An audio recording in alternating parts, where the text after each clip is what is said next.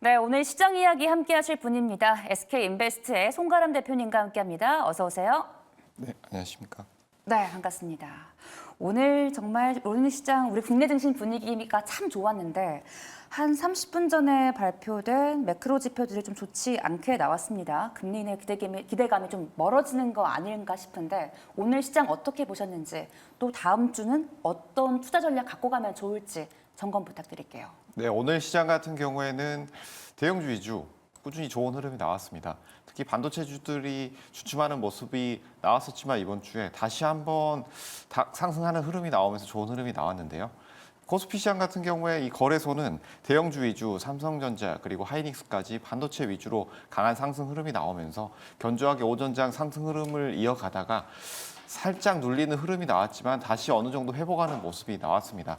그렇기 때문에 반도체주들은 우리가 좀 더 추가로 상승 흐름이 나오지 않겠느냐. 엔비디아 훈풍에 따른 좋은 흐름이 이어지고 있기 때문에 어느 정도 엔비디아가 액면 분할 이후에 다시 차익 실현 물량이 나오긴 했지만 이런 흐름 좀 더 이어가지 않겠느냐라는 전망이 이어지고 있다라고 보실 수가 있겠습니다. 그 외에 코스닥 같은 경우에는 외국인 매수세가 오늘 굉장히 크게 들어왔죠. 네. 특히 2천억 규모의 굉장히 큰 자금이 들어오면서 좋은 흐름이 나왔지만 아쉽게도 이런 강한 매수 흐름세에 대비했을 때 상승 종목 수는 그렇게 많지 않았다라는 점 볼 수가 있겠습니다. 그래서 이런 개인 투자자분들 같은 경우에는 코스닥 시장에서 소외감을 상당히 많이 느끼셨을 것이다라고 보여지는데요. 특히 코스피, 코스닥 모두 개인 투자자분들은 매도를 많이 하는 부분 나왔고 특히 코스닥에서는 대형주 위주로 상승 흐름이 나왔기 때문에 개별주들의 상승 흐름이 강했던 이런 이번 주 초반 흐름에 대비했을 때는 대형주 위주 상승이 많이 나왔다라고 보여집니다. 이런 흐름 같은 경우에는 다음 주 초에도 좀 더 이어질 것으로 보이기 때문에 다음 주의 투자 전략 같은 경우에도 이런 개별주 이슈 최근에 가장 핫했던 개별주 이슈는 아무래도 이런 K365겠죠? K365였죠. K365 관련해서 가스주들, 뭐 관련된 에너지주들, 그 외에 이런 석유 관련된 종목들 외에도 2차 전지뿐만이 아니라 거기에 관련된 에너지 관련된 주들, 뭐 풍력이나 태양광 관련 주들도 굉장히 좋은 흐름이 나왔었는데 이런 개별주들의 흐름이 나온다라기보다는 대형주, 금요일에 강하게 올라왔던 이런 뭐 화장품주라든지 네. 그 외에 제약주, 반도체주들이 추가로 상승 흐름이 나올 수 있겠다라는 점 함께 체크해 보면서 다음 주 준비해 보는 것은 어떨까라는 점 말씀드리겠습니다. 네, 방금 전에도 말씀을 드렸지만 이 매크로 지표들이 좋지 않게 나오면서 현재 국채 금리도 오르고 있고 다음 주 외국인이 바이코리아에서 좀 돌아가지 않을까 걱정이 되는데 이럴 때는 투자 전략을 좀 어떻게 잡고 가는 게 좋을까요? 말씀해 주신 것처럼 네. 오늘의 바이코리아가 이어질 것이냐라는 네. 점에서는 아직까지는 의문점을 가질 수밖에 없다라고 네. 보여지는데요. 지속적으로 말씀드리는 부분이 있는데 우리 시장 전체의 예수금 자체가 그렇게 크지 않다라는 부분이 가장 큰 문제라고 할 수가 있겠습니다. 금리 인하에 대한 기대감, 그 외에도 우리 시장의 저평가에 대한 기대감을 통해서 외국인 투자자들이 지속적으로 투자를 하고 있지만 뭐 금투세 이슈도 있고 그 외에 이제 금리 인하가 지연된다라는 이런 다양한 이슈들이 있기 때문에 이런 이슈들을 체크해 보면서 예수금 자체가 어느 정도 늘어나는지 여부를 보시는 것이 맞다라는 것을 말씀드리겠고요. 네. 큰 흐름은 이렇게 보시면 될 것으로 보이고 그 외에 시장 자체가 어느 한 방향으로 흐름으로 움직인다라기보다는 어떤 방향으로도 움직일 수 있겠다라는 점을 체크를 염두에 두시는 것이 좋을 텐데 오늘 시장같이 대형주 위주 움직임 흐름이 나오다가도 이런 소형주, 중소형주 개별주들이 다시 한번 흐름이 나올 수 있기 때문에 지수 전체적인 흐름 그리고 기존에 강했던 대형주들의 흐름이 어떻게 되는지 두 가지 여부를 체크를 해보시면서 시장을 접근해 보시는 것이 어떨까라는 점도 말씀드리겠습니다. 네, 테마장으로 갈지 어떻게 갈지 잘 모르는 상황이기 때문에 이슈를 체크하면서 대응하는 것이 좋겠다라고 말씀을 해주셨습니다. 오늘 시장에서 참 인상적이었던 부분이 하나가 있습니다. SK 하이닉스가 7% 넘는 시세를 분출한 건데요. 호재라고 해야 될까요? 또 최태원 회장이 TSMC 웨이저자 회장을 만나서 동맹을 제안을 했다는 보도가 나왔습니다. 모건 스탠리도 SK 하이닉스의 매수 의견을 제시하고 있는데 신규 진입 어떻게 보실까요? 지금 신규 진입은 쉽지 않은 위치다라는 점 말씀을 드릴 텐데요. 네. 고가를 어느 정도 다시 한번 갱신하는 흐름이 나올 가능성이 높다라는 점에서는 단기적으로 보신다라고 했을 때 지금 접근을 해보기보다는 지금 위치에서 단기 고점을 돌파하면서 추가적인 상승 흐름이 나온다. 이때 거래 대금을 추가로 보시는 것이 중요하다라는 점 말씀을 드릴 텐데 네. 기존에 상승했던 이전에 고점 이후에 다시 한번 눌린 이후에 다시 상승 흐름이 나오고 있기 때문에 네. 여기에서는 이 고점을 돌파하면서 거래 대금이 얼마나 더 추가로 나오느냐라는 점이 지금 단기적으로 대금적인 이 매물대를 크게 돌파할 수 있는 흐름이 나올 수 있다. 다시 지지 구간이 나올 수 있다라는 점까지 말씀을 드리겠습니다. 이런 21만 원대에서 강한 지지 저항 흐름을 뚫고 나온다라고 한다면 그때는 충분히 추가적으로 우리가 매수도 노려볼 수 있는 위치다라는 점도 말씀을 드리겠지만 여기에서 다시 한번 말씀드릴 점은 이런 기술적인 위치, 수급적인 면 네. 두 가지를 보시면서 접근을 하면서도 이런 HBM에서 협력을 어떻게 해 나가고 있는지 앞으로 이 HBM에 대한 수요는 계속해서 늘어날 수밖에 없다라고 볼 수도 있겠지만 네. 이런 협력 관계 국제적인 협력 관계가 어떻게 움직이는지 함께 체크해 볼 필요도 있다라는 점도 말씀드리겠습니다. 네, SK하이닉스는 한 21만 원대의 매물대가 몰려 있기 때문에 이걸 얼마나 잘 소화를 하는지 체크를 하고 접근하시는 게 좋겠다라는 언급을 해주셨습니다. SK하이닉스 하면 이야기를 항상 하는 게 바로 한미 반도체 아니겠습니까? 오늘 1,500억 규모의 추가 수주를 기록했다는 소식으로 장중에 많이 올랐었는데요. 또 장 막판 들어서 그 상승분을 대부분 반납하면서 한 0.6% 정도의 상승으로 그쳤습니다. 한번 차트 봐주시겠어요? 한미 반도체 같은 경우에는 네. 지금 뭐 비슷한 흐름 나오고 있다라고 볼 수 있는데요. 네, 아직도 SK하이닉스점도 고점이라는 의견이실까요? 한미 뭐 반도체. 거의 비슷한 흐름이 나오고 있다라고 아, 볼 수 있는데 네. 한미 반도체 같은 경우에는 최근 거래 대금이 나왔지만 오늘 같은 경우에 조금 눌렸다. SK 하이닉스보다는 지금 단기적으로 봤을 때는 조금 더 좋은 위치에 있다라고 볼 수가 있을 텐데 이 반도체 업종에서 HBM 쪽으로 오른 비율을 봤을 때는 한미 반도체가 조금은 더 많이 오른 부분은 없다라고 네. 봤을 때는 우리가 투자 관점으로 봤을 때는 단기적으로 한미 반도체를 좀 더 볼 수 있지 않겠느냐라는 점이 첫 번째 의견. 그리고 두 번째로는 이번 주 시장 다시 한번 상승 이후에 크게 올라왔지만 SK 하이닉스가 가장 큰 상승이 나왔고 이런 한미 반도체 같은 경우에는 거래 대금이 크게 늘지 않으면서 지지된 흐름이 나왔기 때문에 다음 주에서 이 라인에서 유지가 된다라고 한다면 충분히 추가 매수로 접근이 가능한 위치다라는 점도 말씀을 드리겠습니다. 그러면 이수페타시스 차트 한번 봐주실 수 있어요? 네, 이수 베타시스 같은 경우에는 네. 지금 뭐 대부분 비슷한 흐름이다라고 한미 볼 수가 반도체랑 있. SK 하이닉스랑 아직 고점 대- 라인이다. 대부분 비슷한 흐름이다라고 볼 수가 있을 텐데 네. 한미 반도체나 SK 하이닉스보다는 좀 더 최근 시장의 흐름 주목을 덜 받았다라고 볼 수가 있습니다. 최근 강한 상승 흐름 나온 이후에 5월 이후에 지속해서 지지되는 흐름 나오고 있고 네. 거래 대금이 나오고 있지 않은 흐름. 그렇기 때문에 지금 이런 회사들 중에서는 가장 현재 접근을 해볼 만한 위치다라고 볼 수가 있을 텐데 단기적으로 지지가 나오면서 크게 변동폭이 없었기 때문에 매물대가 어느 정도 소화된 구간이다. 반도체주들 가운데서도 이스페타시스는 한번 접근을 해볼 만하다라는 점도 함께 말씀을 드리겠습니다. 네, 이수페타시스는 매물대가 어느 정도는 소화된 정도이니 신규 진입도 가능할 것 같다라고 말씀을 해주셨습니다.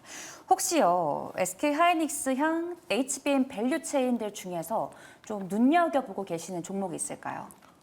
저는 이 밸류 체인들 중에서 한 종목 보고 있는 게 있는데요. 어떤 종목? 바로 STI입니다. STI요. 네, STI 같은 경우에는 이 회사는 뭐 많이 뭐 다른 대형주보다는 생소하시는 것들이 많을 텐데 뭐 네. 반도체 제조 업체고 디스플레이도 같이 만들고 있지만 기술력을 어떤 쪽에 가지고 있느냐라고 했을 때 반도체 접합에 쓰이는 장비를 생산을 하고 있고 리플로이 장비 그리고 HBM3 리플로이 때 하이닉스에 공급했던 이력을 가지고 있는 업체입니다.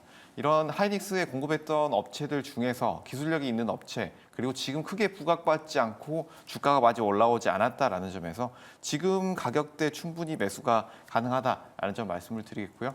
여기에서 HBM 관련된 기술력을 가지고 있는 회사들 네. 이런 소부장제주들도 우리가 지금은 관심을 가져야 할 때가 아닌가라는 점도 함께 말씀을 드리겠습니다.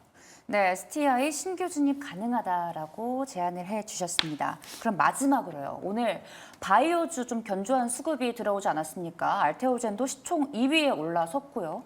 근데 이 바이오주를 투자를 할 때는 어떻게 보면 좀 개별적인 이슈로 올라가는 경우가 많기 때문에 좀 어려운데 바이오 쪽 투자 전략은 어떻게 잡고 가는 게 좋을까요? 바이오 쪽을 좋아하시는 분들도 많죠. 네. 2차 전지를 좋아하시는 분들도 있고 바이오 쪽은 한 번 오를 때 굉장히 강한 상승 흐름이 나오는 경우가 많기 때문에 그렇죠. 그래서 바이오주들을 좋아하시는 분들이 굉장히 많습니다. 뭐 알테오젠 같은 경우에 대표적인 바이오 시밀러주죠. 바이오 시밀러 관련된 종목군들 같은 경우에 이 바이오 복제약 같은 경우에는 효과나 품질이 굉장히 또 합리적이고 가격 면에서 장점이 있다고 할 수 있죠.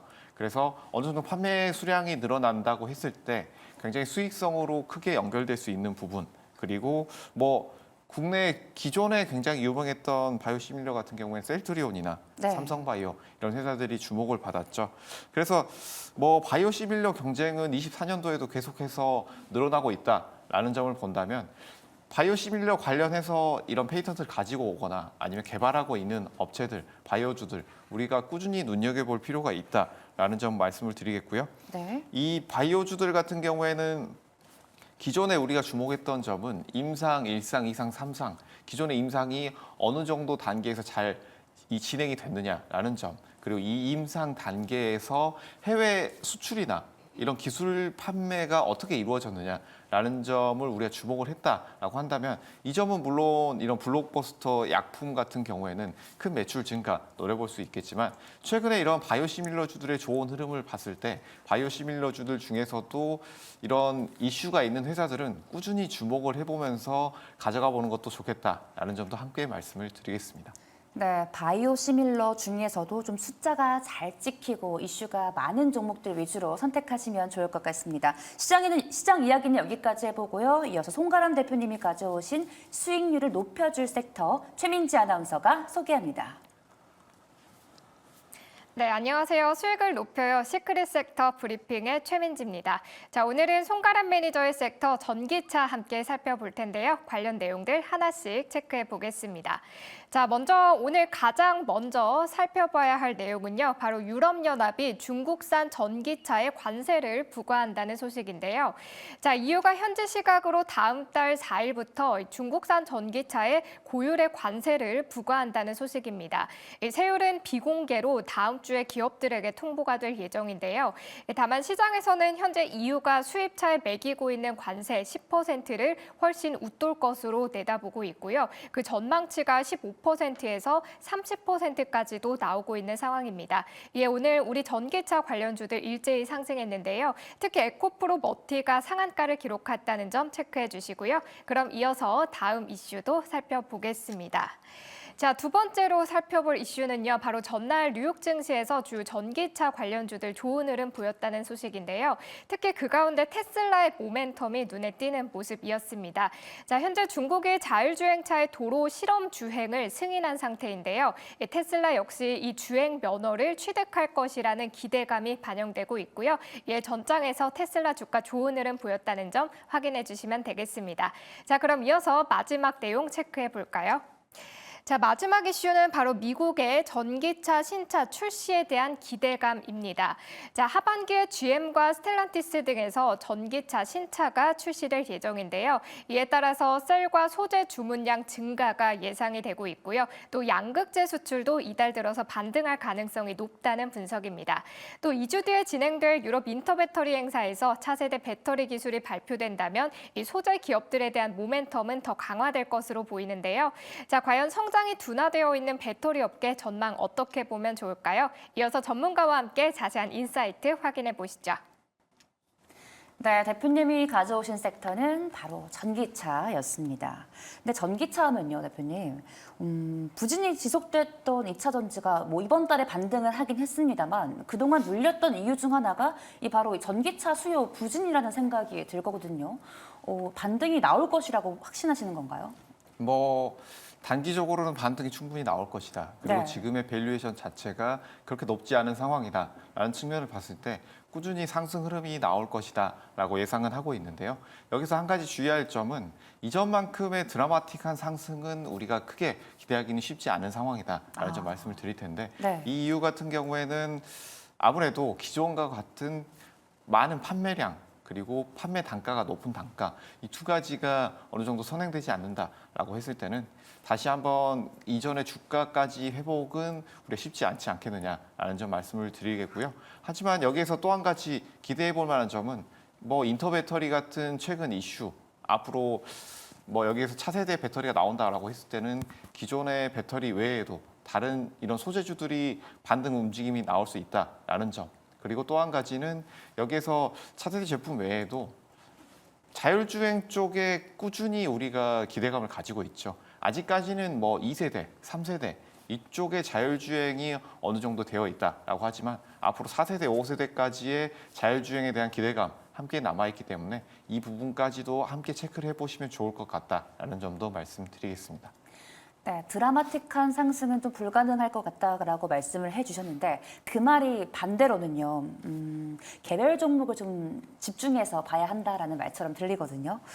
그래도 오늘 2차 전지 수급 견조하게 붙지 않았습니까? 금리 인하라는 키워드일 것 같은데 또 다른 이유도 있을까요?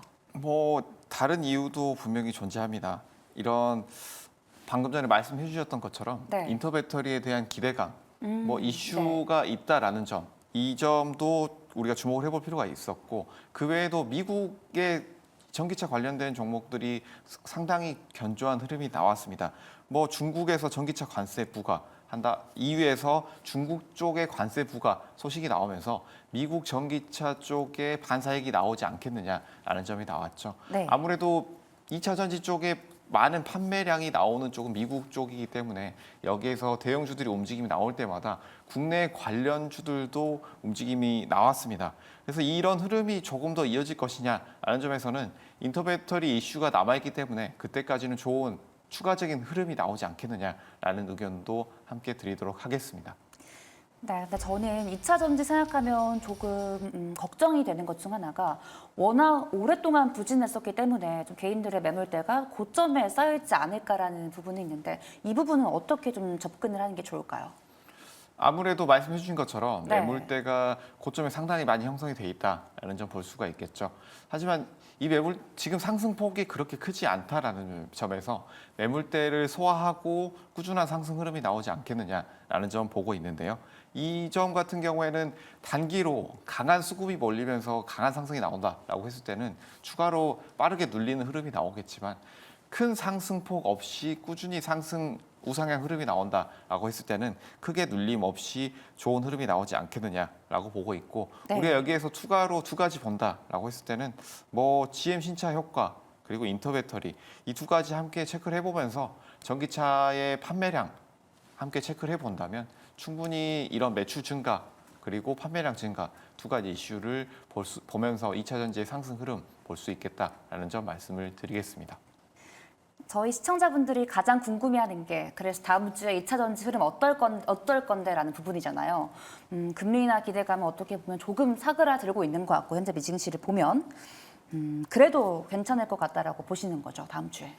네, 다음 주에도 이런 흐름은 이어지지 않겠느냐라고 보고 있는데요. 네. 일반적으로 금요일 시장에서 강했던 종목군들, 섹터들 전반적으로 함께 올라왔던 섹터는 다음 주 초 그리고 뭐 수요일 이후까지도 움직이는 경우가 상당히 많습니다.